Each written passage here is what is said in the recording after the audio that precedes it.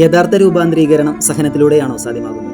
മത്തായിയുടെ സുവിശേഷം 17-ാം അധ്യായത്തിൽ രൂപാന്തരീകരണത്തിന് ശേഷം മലയിറങ്ങുന്ന ഈശോയെ നമുക്ക് കാണാം.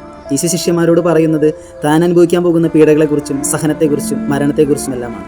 എന്നാൽ ഈശോ ശിഷ്യന്മാരോട് പറയുന്നത് എൻ്റെ ഉയർപ്പിന് ശേഷം മാത്രം ഇത് നിങ്ങൾ പുറത്തു പറയാവൂ എന്നുള്ളതാണ്.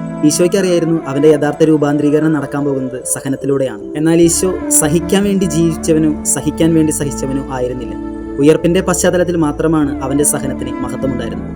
അതുകൊണ്ടാണ് ഈശോ ശിഷ്യന്മാരോട് പറഞ്ഞത്, എൻ്റെ ഉയർപ്പിന് ശേഷം മാത്രമേ എൻ്റെ സഹനത്തെയും പീഡകളെയും ഈ ദർശനത്തെയും കുറിച്ച് നിങ്ങൾ പുറത്തു പറയൂ. സഹനങ്ങളെല്ലാം രക്ഷാകരമാകുന്നത് ഉയർപ്പിൻ്റെ പശ്ചാത്തലത്തിലാണ്.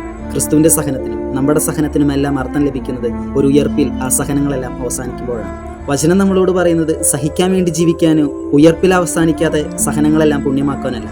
യഥാർത്ഥ രൂപാന്തരീകരണങ്ങളെല്ലാം നടക്കുന്നത് സഹനത്തിലൂടെയാണ്. എന്നാൽ ആ സഹനം ഉയർപ്പിൽ ചെന്ന് അവസാനിക്കുമ്പോഴാണ് രൂപാന്തരീകരണം പൂർത്തിയാകുന്നത്. നമ്മുടെ സഹനങ്ങളിൽ ഉയർപ്പിൻ്റെ അംശമുണ്ടോ? ഉയർക്കാനുള്ളൊരു സാധ്യതയുണ്ടോ?